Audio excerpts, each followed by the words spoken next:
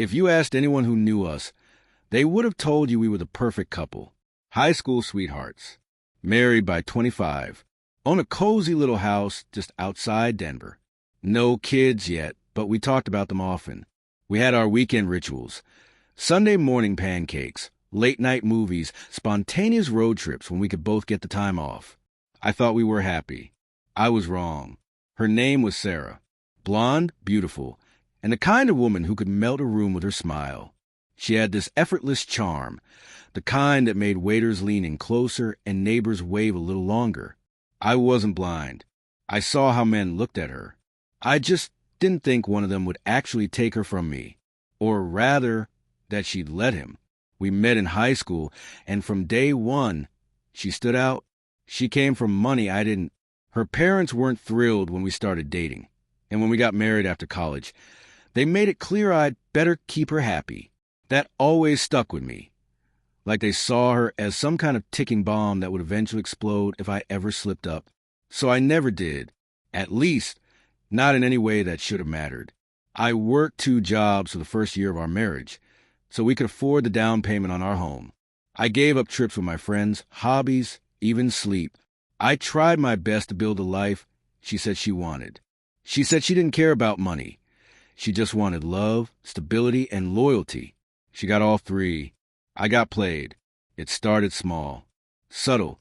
She got more distant. Her phone was always upside down. She started working late. Even though she worked in HR for a small startup that wasn't exactly known for grinding their employees past 5 p.m., new software rollout, she'd say, corporates breathing down our necks. I wanted to believe her. One night, we were lying in bed, and I reached over for her hand like I always did. She flinched just slightly, but I felt it, and I knew, deep down, something was off. But denial is a powerful thing. I let it slide, told myself I was being paranoid, that she was just stressed, that she'd talk to me when she was ready. Then came the conference. She told me she had to go to Los Angeles for 3 days. Said the company was sending their whole department. Sounded legit until I asked to see the itinerary, just out of curiosity. She snapped, "Why don't you trust me? This is exactly why I hate coming home sometimes." That hit harder than I'd like to admit. She left the next morning without saying goodbye. Just a note on the counter. "Don't wait up. Missed." She got back from L.A. 3 days later like nothing happened. She even brought me a souvenir mug with the Hollywood sign on it. I forced a smile, kissed her on the forehead, and tried to forget how cold she'd been before leaving. But then I saw it. She was scrolling through her phone while doing laundry, and for just a second, I saw a name pop up on her screen. Lucas. Briefcase money bag. It wasn't the emoji that got me. It was the context. I'd never heard of a Lucas. And what kind of contact name includes a briefcase and a money bag? I asked her about it. Casually, she froze, blinked, then said, "Oh, that's just a recruiter I met. He helps place HR people in better positions." But when I asked why she saved with emojis, she just laughed and said, "I thought it was cute." Cute. I couldn't sleep that night. My gut was screaming, but I had no proof. I wasn't the kind of guy who snooped. I always believed trust was earned and sacred. But that night, I made an exception. I didn't go through her phone. I wasn't that bold yet, but I started checking our phone bill. I'd never done that before, but as soon as I did, I knew. Lucas had been texting her nonstop. Hundreds of messages. At all hours. Weekends. Even while we were watching movies together. My stomach sank. I took screenshots. Saved them to a private folder. I didn't confront her, not yet. I needed more. So I called in a favor. A friend of mine from college had gone into cybersecurity and now ran his own digital forensics business. I asked him, confidentially, if he could help me track down more details. I gave him the number. He called me 3 days later. You might want to sit down." Lucas wasn't just some recruiter. He was a private equity investor. Young, flashy, loaded. The kind of guy who rented Lumbos just for weekends and posted cryptic motivational quotes on Instagram with shirtless yacht pics. And he wasn't married. He was known in certain circles, particularly among women in their 20s and 30s looking for upgrade relationships. He wasn't just rich, he had a reputation for targeting women who were already in relationships and persuading them to leave their broke partners. Apparently, he had a game: date, destroy, discard. There were even forums where women warned others about him. How he'd sweep you off your feet, convince you he was serious, then ghost you once you left your old life behind. My stomach twisted. Was Sarah really that naive? Or worse, was she playing me to fund her little fantasy? I needed hard proof, conversations, photos, anything. So I waited, played dumb, pretended I didn't know anything, let her feel safe, let her keep slipping, until one night, she left her phone unlocked on the kitchen counter while showering.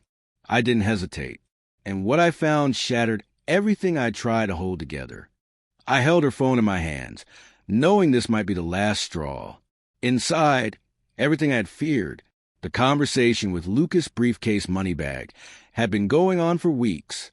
He called her gorgeous, and she replied with "Miss You Already Kissed" marked. Some messages showed they were meeting up in hotels, not in Los Angeles, as she had said, but right here in Denver. One motel appeared 3 times in 1 week.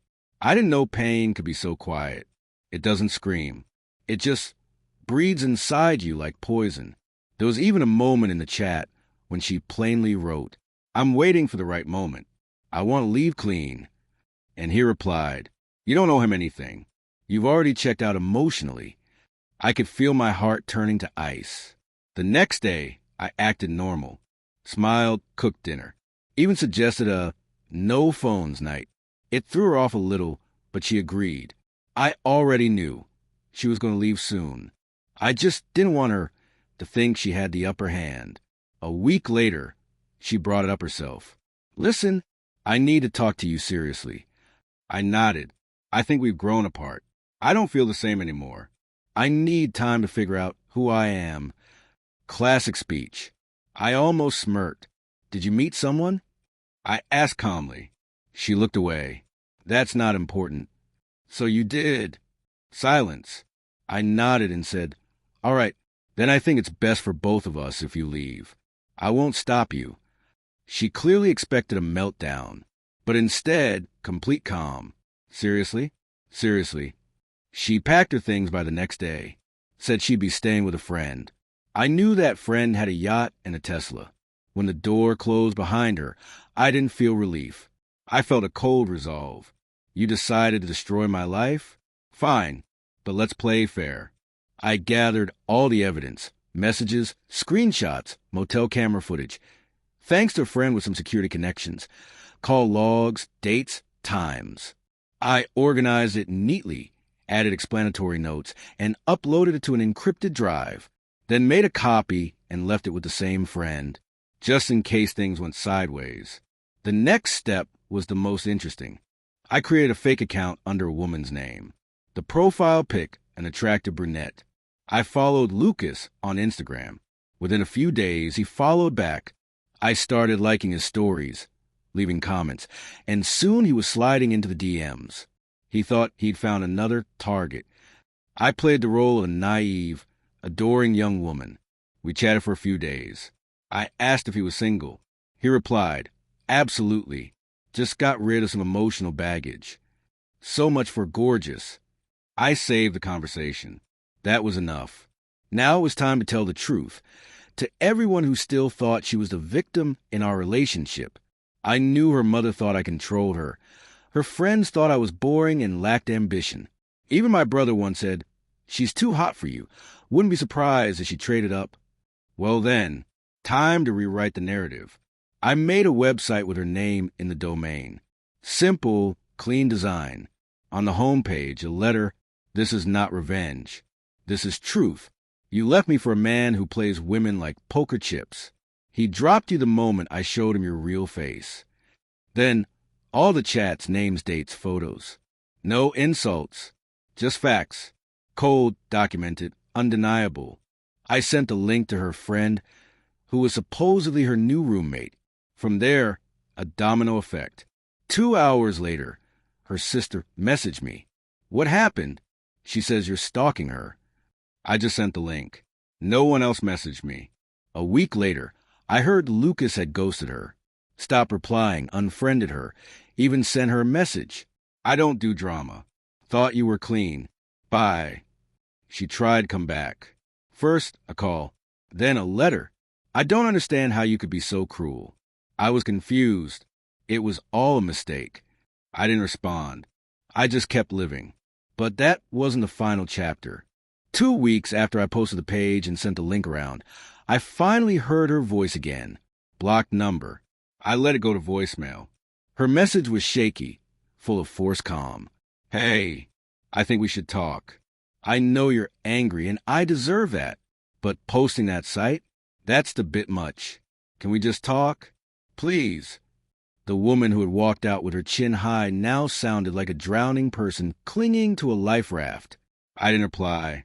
The fallout was already spiraling. Apparently, Lucas had been her golden ticket. Someone with serious money, connections, and a weakness for new toys.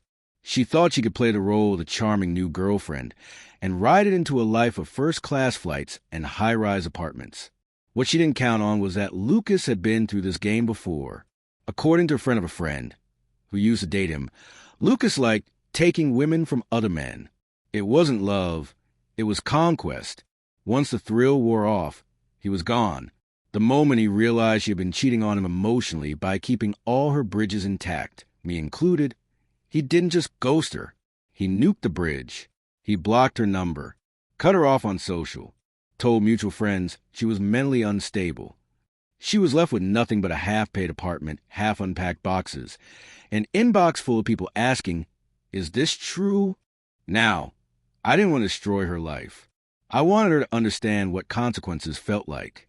But she didn't get it, because after ignoring her first few messages, she started shifting tones, from guilt to begging to outright threats. One email in particular stood out.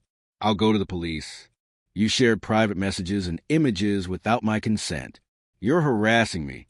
If you don't take it down, I will ruin you." There she was. The real her. I took a breath and responded. One sentence. Everything I shared is public record, collected legally and backed up in multiple places, including with my lawyer. If you want to play that game, let's play. She didn't reply. Instead, she made her Instagram private, deleted all pictures of her and Lucas. Then, within a few days, I heard from a mutual friend that she'd gone back to her parents' place to get her head together. She told people I was cyber-stalking her and refusing to move on. That's when I knew she wasn't done. She still saw herself as a victim. So I made one final move, not out of spite, but out of something colder, closure. I collected every remaining item of hers that was still in my house. A few books, some clothes, a dusty yoga mat, a framed picture of us from Paris that used to sit on our nightstand. I packed it all in a cardboard box. No note. I drove an hour to her parents' house and left it neatly on the porch, rang the bell, walked away. Her mother opened the door just as I was stepping into the car. She stared at me, not with anger, not even with pity, just confusion. I nodded once and left. That was the end. No more messages. No more drama. She moved cities a few months later. I heard she was trying to restart her life somewhere quieter with less social fallout. A new job, new apartment. But the past follows you like a shadow, especially in the digital age. As for me, I took the next year to rebuild. I traveled. I started running again. I picked up photography, something I'd always wanted to do, but never had time for. I went to therapy. I rebuilt my confidence.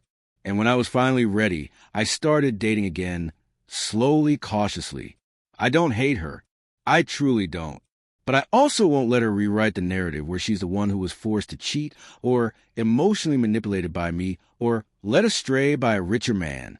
She made a choice, several choices, and for once in her life, someone held up a mirror. Sometimes the truth is the best revenge.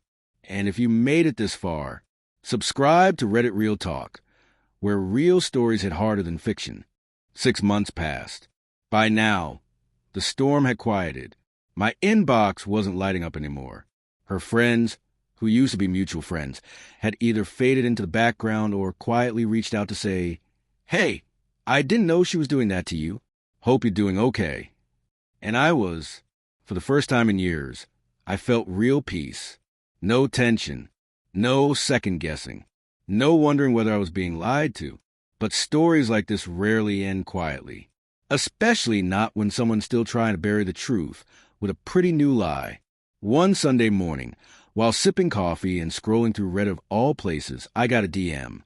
It was from someone I didn't know, a woman. She wrote, "Hey, sorry to message out of the blue. I found your contact through an old post. I think we need to talk. It's about Emily." I stared at the message. I hadn't heard her name in months. Cautiously, I replied, "What about her?" The woman responded quickly. "She's dating my brother. He's been with her for about 3 months. She told him you were a crazy ex who stalked her and made her life hell. But some of the things she said didn't add up. I did some digging and found your old site. She said it was fake, but it doesn't feel fake." I almost laughed, not because it was funny, but because it was so predictable. Emily had moved to a new city, found a fresh start, and rewrote her entire past like she was a damsel in a breakup gone wrong. But now someone was poking holes in that narrative. I asked for her number, and we had a brief call. She sounded smart, protective of her brother. She told me Emily had been saying that I had driven her to cheat, that I had emotionally abused her, and that Lucas, the rich guy she left me for, was the one who took advantage of her during a vulnerable time. Classic reversal. I asked the woman if her brother knew any of the details. The cheating, the gaslighting, the fake crying, the blackmail threats. She paused. "No, he believes her side. But he's already starting to see cracks." I didn't want to get involved. Truly. But this girl, this stranger, had done her own research, reached out respectfully, and was just trying to protect her family. So I gave her the full story. The short version. No emotion, just the facts. I sent her the archived copy of the site and told her to do whatever she felt was right. A few days later, she messaged again. I showed him everything. At first, he denied it. Then he confronted her. She freaked, said you were obsessed. He didn't believe her. He's ending it. Another lie collapsed. Another mask fell. And you know what? I didn't feel triumphant. I felt tired. Emily had built her whole identity around control, around manipulation, charm, gaslighting. The moment that control slipped, she didn't try to reflect. She just tried to retake it with new players. And every time it failed, she ran again. But the problem with running from the truth is that the truth can run faster. It doesn't need to sleep. It doesn't need to eat. It just waits, patiently, for the next crack in the story. I blocked the girl afterward, not out of malice, but because I didn't want to get sucked into more of Emily's orbit. I'd said my piece. I'd told the truth. That was enough. I haven't heard from Emily since, though I did see, out of sheer curiosity, that she's changed her last name on social media. Her profiles are private now. She moved again, apparently. New city, new job, new carefully crafted backstory. But people talk. Screenshots travel. And truth echoes longer than lies ever last. As for me, I started my own blog. Not about revenge. About healing. About boundaries. About recognizing manipulation before it destroys you. Strangely, telling my story helped others tell theirs. I've had people write to me saying, "Thank you. I thought I was going crazy in my relationship, but reading your experience helped me get out." And that's the real victory. I didn't expect to hear her name again. Not after 2 years of silence. Not after the closure. Not after moving on, growing, rebuilding everything she quietly chipped away at. But then I got an email. Not from her. From a journalist. Subject line: request for comment on allegations of harassment. My stomach dropped for a second, but then I read further. It wasn't about me. It was about Emily. Apparently, she had gotten a job in PR for a mid-sized marketing agency. Same song, different city. Rebranding herself as a resilient survivor. spinning some vague story about a toxic ex and an abusive relationship. The agency was big on image. You know the kind. Virtue signaling all over LinkedIn, talking about empowering women, authentic storytelling, and overcoming adversity. She fit their brand. Until she didn't. According to journalists, several of her co-workers had come forward, saying she manipulated interns, took credit for other people's work, lied to clients, and most recently, tried to sabotage a co-worker's pitch by spreading rumors about her sleeping with a client. The drama blew up. One brave woman finally stepped up and told HR what was going on. But by then, the damage was done. Clients were pulling out. Internal emails were being leaked. And the company, desperate to save face, started a quiet investigation. And in that process, someone Googled her name. Deeply, they found my story. The archive website. A thread that hadn't been touched in a year, but was still live. That's when the journalist reached out. They wanted to know, was it real? Was the woman at the center of this new workplace storm really the same person who had cheated on her husband, tried to extort him during a divorce, and then told everyone he was a dangerous stalker? I thought about it long and hard. Then I replied, short, professional, factual. Yes, I was married to her. Yes, I created the website. All information was verified and documented at the time. I do not wish her harm, only truth. That was all I said. A few weeks later, the article dropped. Not front-page news, just a quiet expose on a toxic corporate culture and the woman who fed it. Names weren't directly used, but anyone in the industry knew exactly who it was about. She was quietly fired. That was the last time I ever heard about her. From anyone. No more secondhand messages. No more new boyfriends being warned. No new aliases or Instagram reinventions. Just silence. Now let me tell you the part that matters most. This story isn't just about revenge. It's about what comes after. Revenge is loud, flashy, temporary. But peace? Peace is quiet, patient, earned. In the years since, I've met someone new, someone kind, grounded, real. We took it slow. I was honest about my past, about my scars, about the things I was afraid of repeating. She listened, didn't flinch. We built something strong, not perfect, but honest. And that honesty, that's worth more than any flashy love story with roses and Instagram captions. I also learned to stop blaming myself. When someone cheats on you, lies to you, manipulates you, your first instinct is often to look inward. What did I do wrong? What could I have done differently? But the truth is, the betrayal speaks more about their character than your worth. I didn't lose Emily. I escaped her, and I'm better for it. So to anyone listening who's been lied to, cheated on, manipulated, maybe you're thinking about revenge. Maybe you're imagining what it would be like to watch the person who hurt you suffer. And you know what? That's okay. But don't stay there. Use that spark to light something better. Boundaries, healing, self-respect. Something no one can take from you again. Because the best revenge is a life so peaceful they no longer exist in it. Thanks for listening to my story. If it resonated with you, or if you've been through something similar, hit that subscribe button and join the community here on Reddit Real Talk, where the stories are real, the pain is raw, and the healing is just getting started